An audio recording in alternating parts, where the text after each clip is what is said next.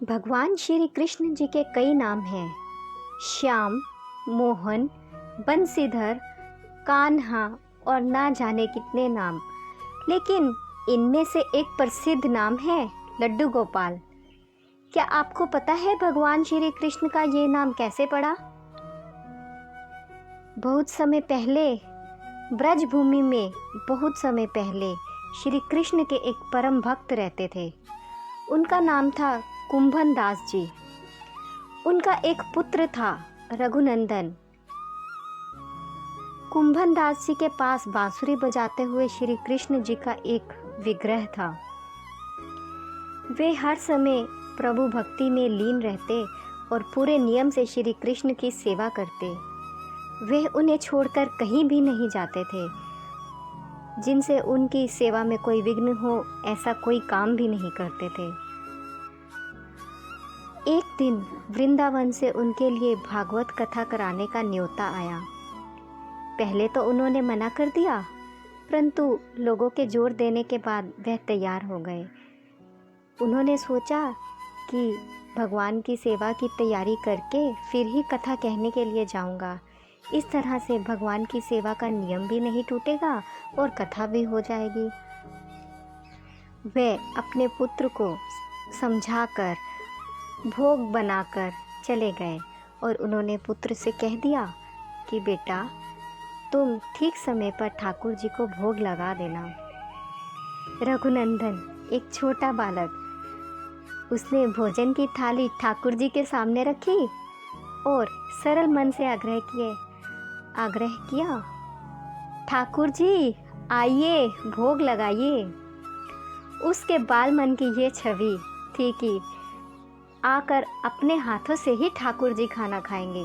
जैसे हम सब लोग खाते हैं, वैसे ही ठाकुर जी अपने हाथों से खाना खाएंगे। उसने बार बार आग्रह किया, लेकिन भोजन तो वैसे का जैसे रखा था। अब उदास हो गया और रोते हुए पुकारा, ठाकुर जी आओ ना, भोग लगाओ। ठाकुर जी ने बालक का रूप धारण किया और भोजन करने बैठ गए। और रघुनंदन, जो एक छोटा सा बालक था, वह भी प्रसन्न हो गया। रात को जब कुंभन दास जी लौटे तो उन्होंने पूछा, बेटा क्या हुआ, ठाकुर जी को भोग लगा दिया था? रघुनंदन ने कहा, हाँ पिताजी। उन्होंने प्रसाद मांगा तो पुत्र ने जल्दी से उत्तर दिया, अरे ठाकुर जी ने सारा भोजन खा लिया।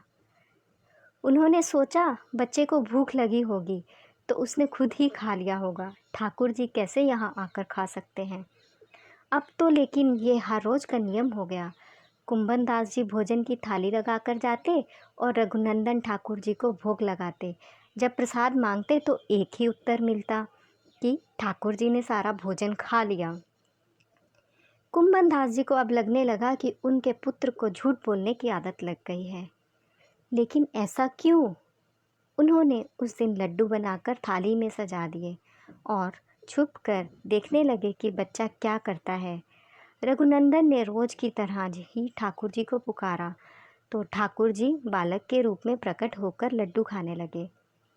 यह देखकर कुंभन दास जी बहुत आश्चर्यित हुए और दूर से ही दौड़ते हुए आए, प्रभु के चरणों में गिरकर विनती करने लगे।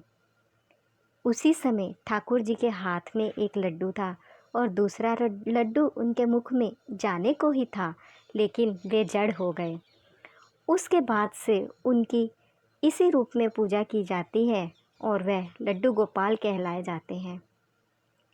अगर आपको कहानी पसंद आई हो तो लाइक एंड सब्सक्राइब करें।